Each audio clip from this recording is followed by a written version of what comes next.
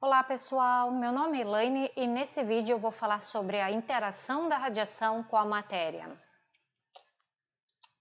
Este vídeo é apenas uma introdução sobre o assunto. Na sequência tem 3 vídeos que vão explicar com mais detalhes o efeito fotoelétrico, o cômputo e a produção de pares. Os links estão na descrição deste vídeo aqui. Radiações podem ser classificadas em não ionizantes e ionizantes. As não ionizantes, elas não possuem energia suficiente para ejetar elétrons da órbita dos átomos. Não ionizantes não possuem energia suficiente. Ionizantes possuem energia suficiente para ejetar elétrons da órbita dos átomos, produzindo íons. Na radioterapia, no nosso campo de trabalho, são usadas as radiações ionizantes, que elas podem ser classificadas em corpusculares e eletromagnéticas. Exemplos de radiações ionizantes, que usamos na radioterapia são os elétrons, as partículas alfa, raios gama, raios X. Raios gama e raios X são fótons. No vídeo A Radioatividade, parte 1, eu explico sobre os raios gama com mais detalhes. Se vocês não viram esse vídeo, o link está na descrição deste vídeo aqui. Então vamos lembrar algumas das principais propriedades dos fótons. Eles são radiações eletromagnéticas, não têm carga, não têm massa, podem interagir com outras partículas, são atenuados exponencialmente com a espessura do material irradiado. Então, desse último item aqui, vamos pensar o seguinte, que um feixe de fótons atravessando o material sofre atenuação de sua intensidade. Por que é importante para a gente ficar lembrando as propriedades dos fótons? Porque com isso a gente entende o comportamento dos raios X, que é o que mais usamos no tratamento de radioterapia. Quando um feixe de raios gama ou raios X penetra a matéria, ou seja, um feixe de fótons penetra a matéria, pode ocorrer, não quer dizer que vai, a interação deste com a matéria. O que a gente tem que entender disso? Que a interação dos fótons com a matéria é probabilística, ou seja, pode ocorrer, como também não pode, vai depender de alguns fatores. Aí ele vai ter uma chance maior de ocorrer, depende do número de fatores que a gente tem ali, ou não, Então, quando existe essa interação dos fótons com a matéria, o resultado, a energia é transferida para a matéria. O primeiro passo na transferência de energia é a ejeção de elétrons dos átomos do material irradiado. Vamos pensar o seguinte, quando os fótons interagem com a matéria, eles transferem sua energia a partículas carregadas na matéria, normalmente elétrons. E essas partículas carregadas transferem sua energia através de emissões secundárias, transferem sua energia para a matéria através de emissões secundárias.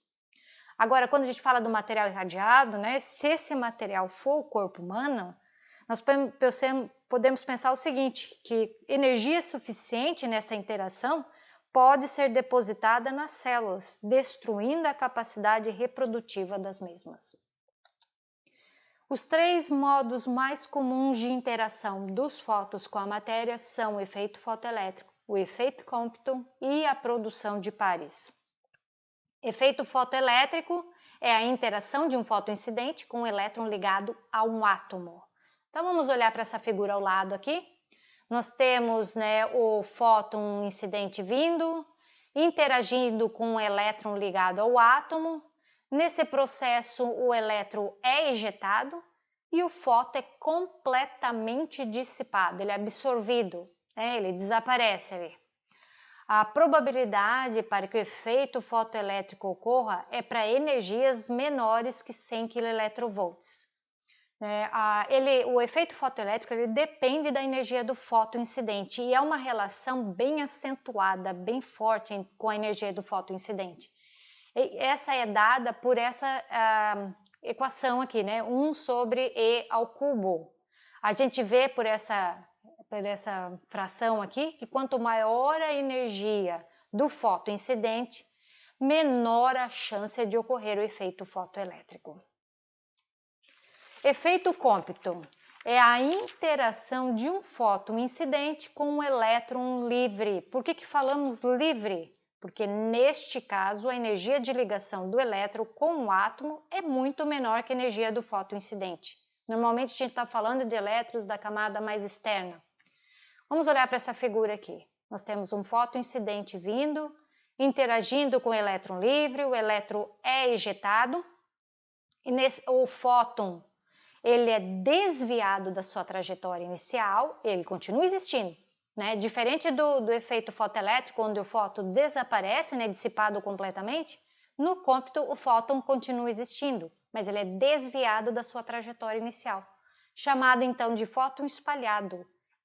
A probabilidade para que o efeito Compton ocorra tem que ser para energias entre 25 keV e 25 MeV. Ele é predominante na ordem de MeV.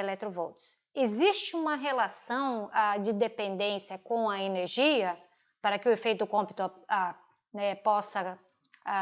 para que possa haver o efeito Compton, mas é uma relação mais fraca, né? Não é considerada tão acentuada como é no fotoelétrico. Produção de pares.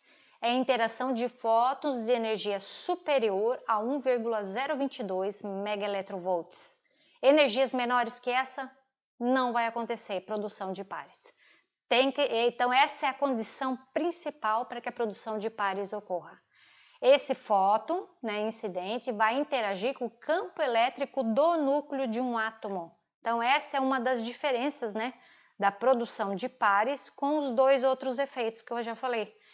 Nos outros efeitos, o fóton incidente interage com os elétrons. Aqui, o fóton incidente interage com o campo elétrico do núcleo.